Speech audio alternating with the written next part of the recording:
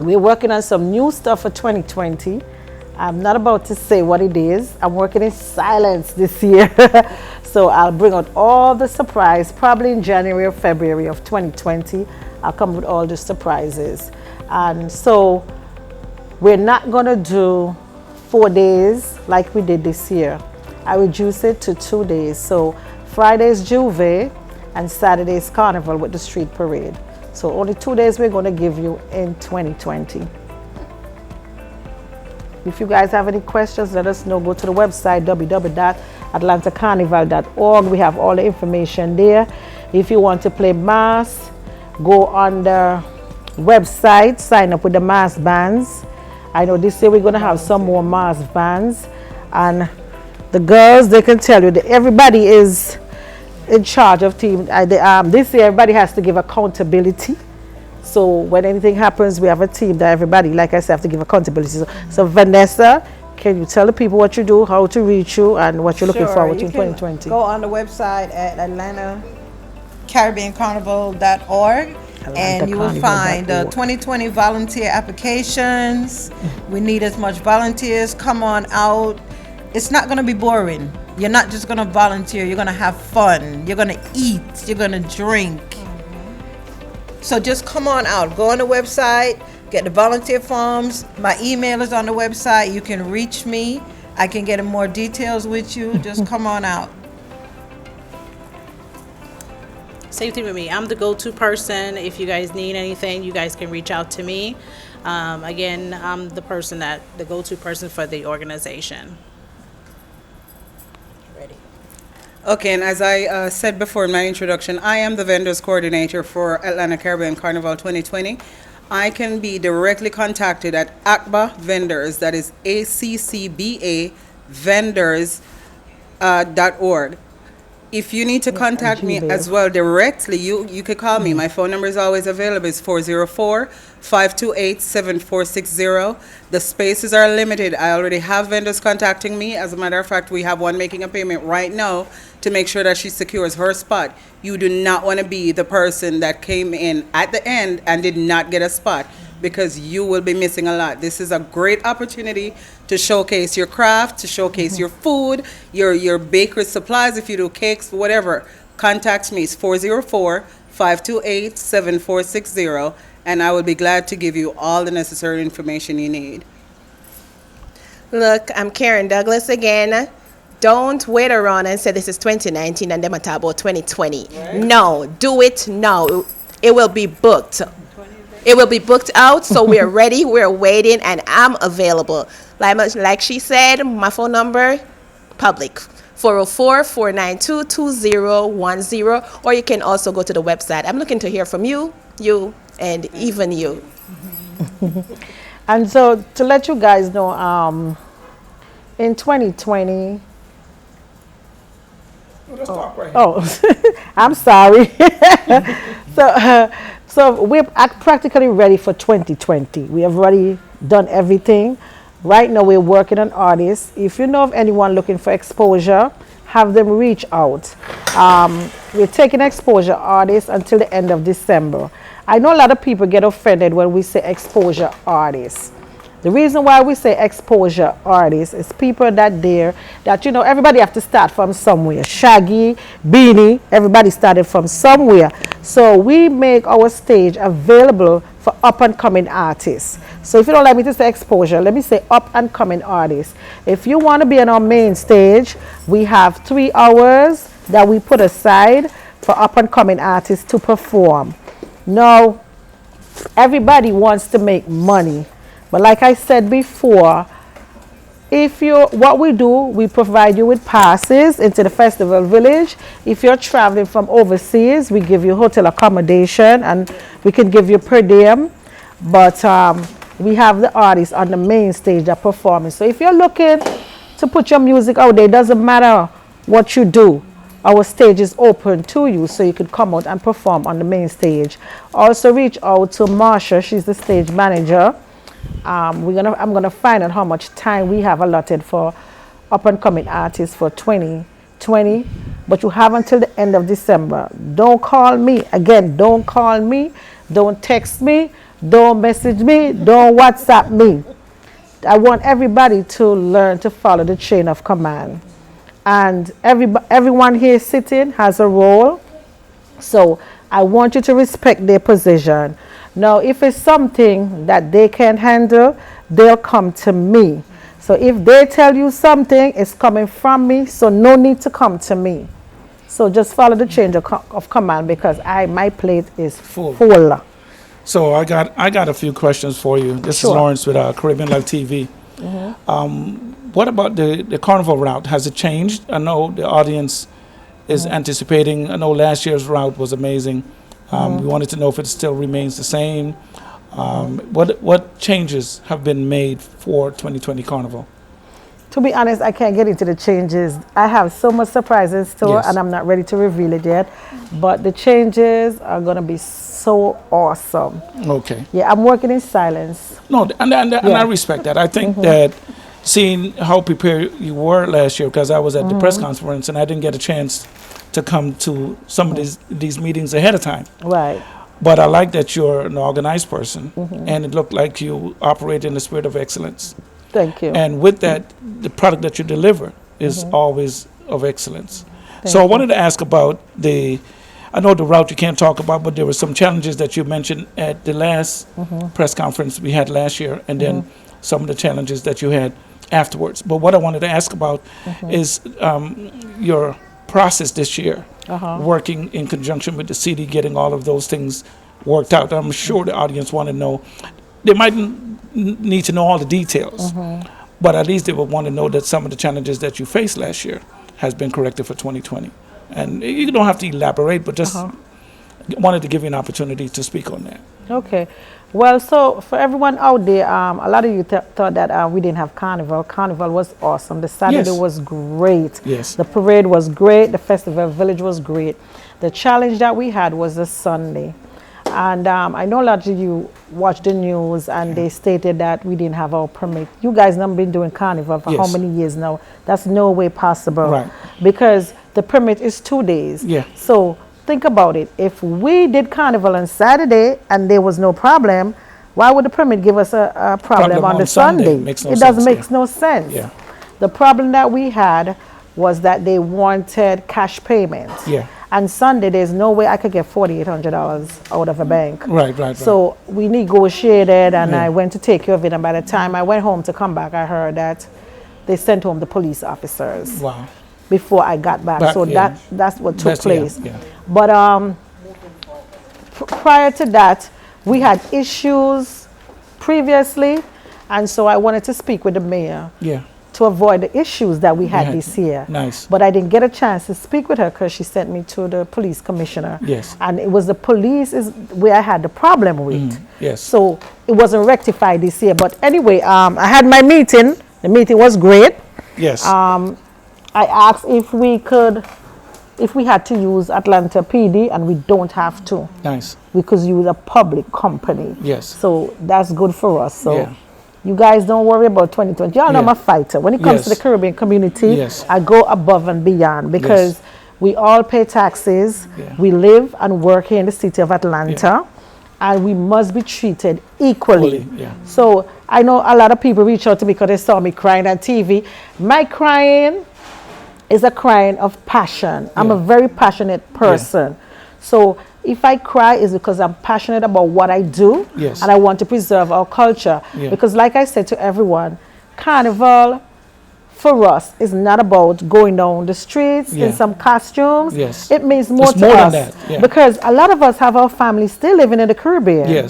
And, you know, we work hard. They like to say Caribbean people have 2-3 jobs. Yes, because that's the way we're raised. And we have to take care of families back home. So for us, Carnival is about promoting tourism. It's bigger than that. So when we promote Carnival here, we just give them a little taste of what to expect. So now they can go to any Caribbean island for Carnival and spend their money there. And the money they spend there goes into economy. And it helps out our family over there. And I even took it a step further, you know, before, like the Proclamation Awards. They usually give it to their artists, like the American artists.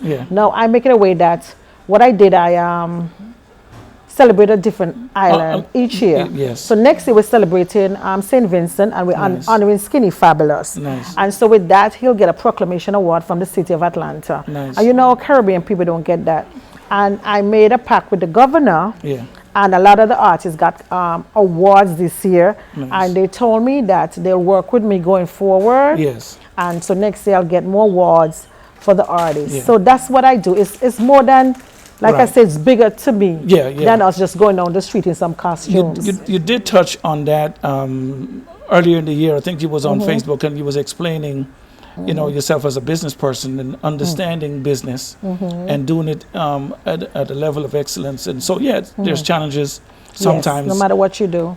And you're right. I was able to cover New Orleans Carnival, and they're only 3 years. I think next year will be the 4th year. But what they were able to do is get buy-in from all the people already in terms of they have to make the decisions, right? So in the Rose Black Tov, police presence, all of those things. And they did Juve and Carnival at the same time. Right. Unheard of, right? But they did it. And it was amazing. So if you want to get paint and powder or whatever, you go behind that truck or those trucks. Right. And if you wanted to showcase your costume, you know, so they didn't have it in a competition way Right. yet. But they had maybe 4 bands, 5 bands. Right. You just got to make But it the energy surrounding what they did, positiveness. yes. And so when I see what you do, I understand it now because I'm outside of the box now. I'm getting to go Right. to other cities and cover their carnival. And I get to see the work that goes in behind the scenes. And to add to that is every city has different rules. Yes. I know sometimes people will say, oh, we went to Boston or we went to this place and we didn't have this problem.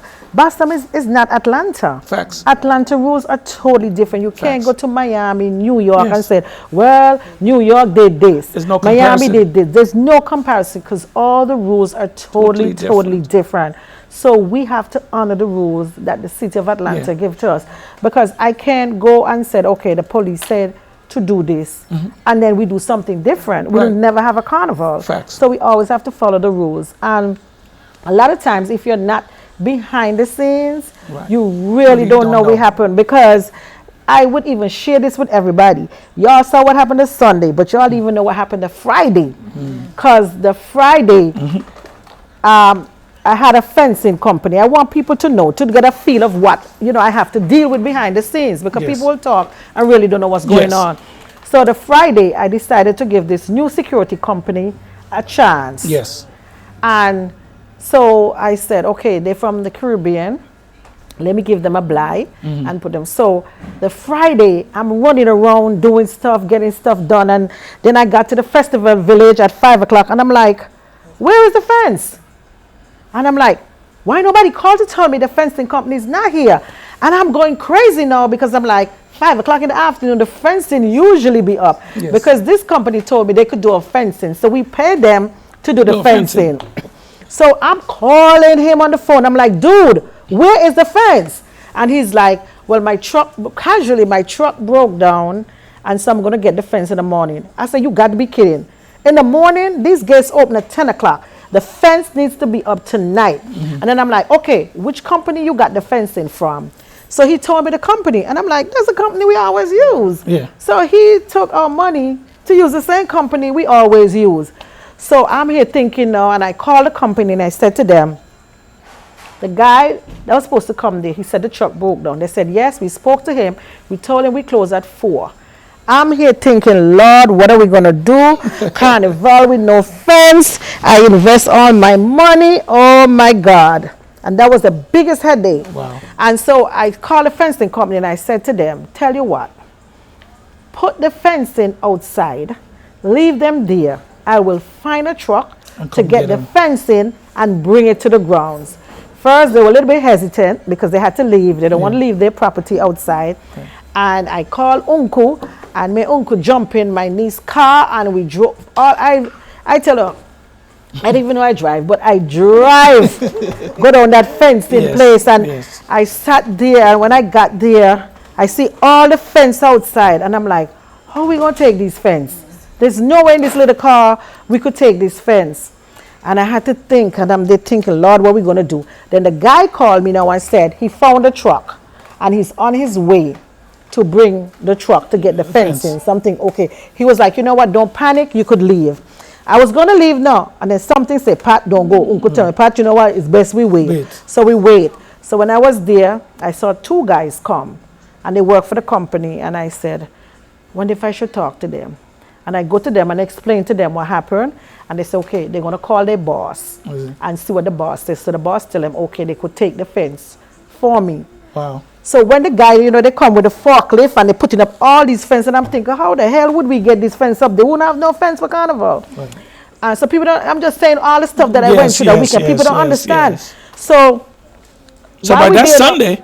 This is Friday. Yeah. So now I'm saying, okay, the guy showed up with the truck. The truck can't carry 1 fence.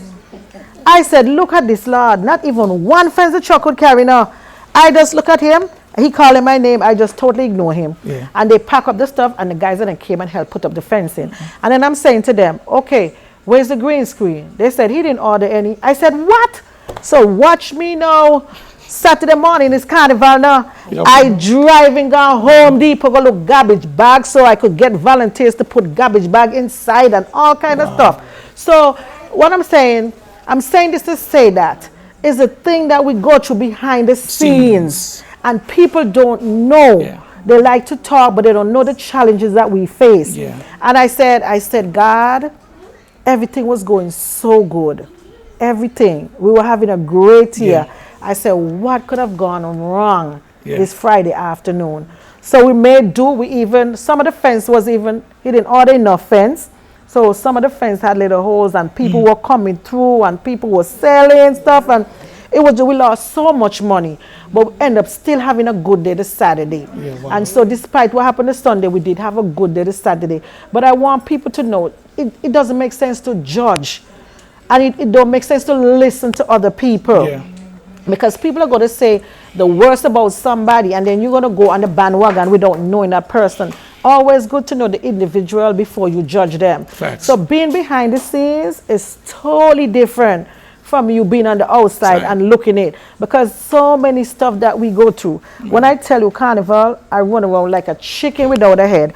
I worked, and some of you that don't know, people think that I sit at home. No, honey child, I work too.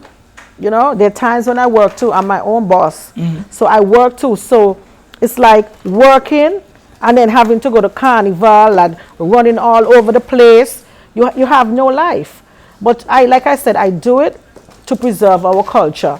Because a lot of people say, oh, you know, we have with the 2 events going on the same day. And a lot of people will say, oh, why they don't give it up? No, you should be glad I never gave it up. Because if I just said, you know what, whatever, there's 2 events, let me forget about Carnival in the city of Atlanta. You know what would happen? We would never have an event in the city of Atlanta, because somebody else would have taken Memorial Day weekend, and that would have been it for us. And then they fight against us so much that would be a great opportunity for us not to have anything in the city of Atlanta. I think, and I appreciate you explaining to the audience, because a lot of times, like you said, they don't know. So it's easy for them to just pass judgment on the outside. I remember covering Columbia, South Carolina's Carnival this year. And all the vendors, they paid all this money and all this stuff. And you didn't have to pay, I don't think. See, I get spoiled because I don't have to pay to go into these places. So I don't know if people have to pay, you know. But they're in this area. And the only thing that happened, it was strong winds. So the rain was getting ready to come. So the winds were so strong, it were blowing the people's tents away. And you know what they did? They shut it down. Wow. Music stopped, performances stopped. Something like that. All your money gone. And this was at the peak of it vibing. And there was nothing that the promoter, there was nothing that the vendors could do. They just had to shut it down because it was a safety hazard. Yes. And then the storm came, really, you know, the rain came after. So they would have had to either be wet or they would have shut it down anyway. But my point is that here's another city where people spent a whole lot of money and probably run around like a chicken without their head cut off to make it a success. but Mother Nature came Right. and changed the plans. Yeah, there are rules and guidelines for Yeah. every single thing. If that happened to us here, they would have shut us. Like last year too. Remember they said there was a storm coming. Yeah. And we were like, oh my God. That was the day. That was last year with the Okay, storm okay, coming. yeah. And I was like, oh my God, don't tell me this is going to happen to us.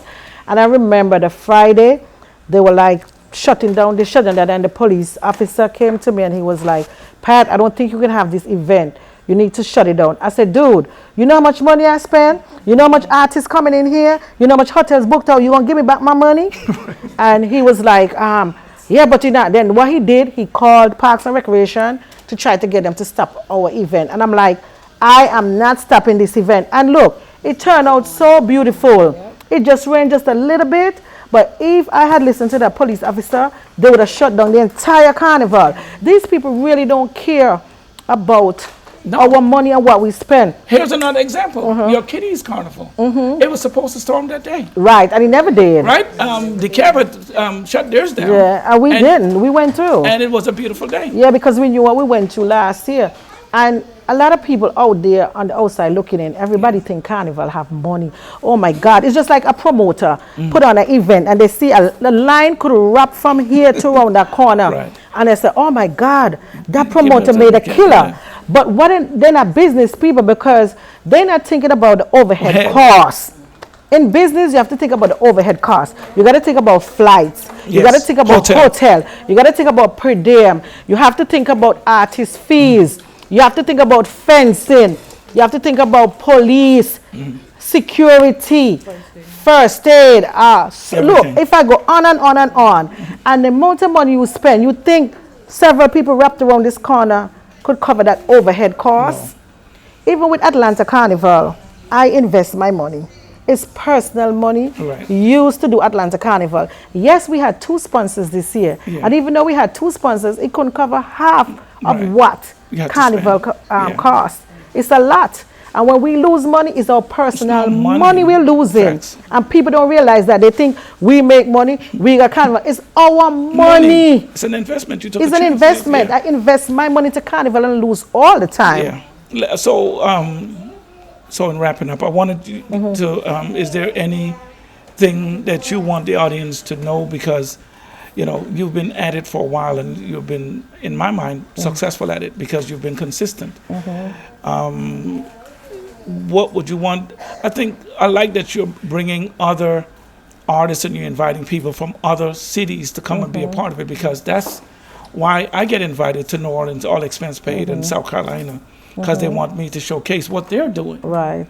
And we take it for granted right at home. So I appreciate you giving us an opportunity to showcase what you're doing. What is it that you would like the audience to know about 2020's Carnival in terms of family-oriented, coming from other cities and stuff like that, and making your carnival the carnival to come? Like now in Miami's one carnival, but I remember they used to have more than one. So what is it that you want the audience to know about why they should come to 2020 Atlanta Carnival? Well, they should come to Atlanta Caribbean Carnival, the downtown official Atlanta Caribbean Carnival. We grandfathering by the city of Atlanta. Like I stated before, it's about promoting our culture. It's about promoting tourism. So if you got family living in the Caribbean, this is the carnival that you need to come to help promote our culture. And for me, I have, like I said, I have a new team. Yes. I know it's a lot of ladies, a lot of females. But it's fine, you know, females is hard for So I have more help now. So it will give me the chance now to free up myself to more function in the role and get to overlook stuff more, because whereas I was doing everything, I was just so overwhelmed. You know, like if, for example, this year when I had to leave the grounds, because I'm telling you, if I was at the grounds, the police would not leave, but I was not there. So a lot of people, like for example, somebody was saying to me the other day, so the city called the media on you. I said, who? They said the city called the media on you. I said, please, I called the media. Because of what was taking place. And it was not right. The city never called no media. The city don't want no media on them. They don't want that type of attention. But we worked it out. Everything is fine now. But I just want people to know that's the carnival to come to. It's family oriented. It's all about you know, every Caribbean island. If you know what I do, like for example, look at the team. Yeah. Look how many Jamaicans we have this year. Yeah. And people, when I remember when I started doing Carnival and I would add a Jamaican artist, I would get beat down for that. They would tell me, oh, Jamaicans don't know anything about Carnival. I know Jamaica doing Carnival, right? They'll tell me, Jamaica don't know anything about Carnival. Carnival is about soca and stuff. I said, you would say that because you're not a business person. If you look at the demographics, think about it. Go to Miami, go to New York. Yeah, go to Miami, go to New York. It's so much Jamaicans. They have way more Jamaicans than any other Caribbean island. Facts. And so you have to give them something. Yes. They're coming out, you have to give them something. So every year I make sure that we have at least one Jamaican artist to represent Jamaica. Yeah. And look how the team is diverse. It's Antiguans, Jamaican, Virgin Islands, Guyanese. Yeah. You know, and I always encourage people to come out because I tell people, if you're going to talk, come out and help. Come behind the scenes and see what's going on. It doesn't make sense to talk. Just come and see what's going on and get a feel of it. And you'll be surprised the amount of work that we put in. I can tell you sometimes leaving work, when let me tell you, have a job. If the city said, I have a meeting today at 5 o'clock, the city don't care if you have a job now. The city going to be like, you have to be there. And I'm going to my boss and I'm coming up with the S who's scratching my head like, oh Lord, what am I saying today now? And you know, I have to come up with something and I gone to the city. Then I have to do liquor license. I have to leave to go to the police department to do liquor license. It's a lot. Yeah. So people don't realize it's so much work. Even people that say they want to volunteer and when they come on board. Right on time.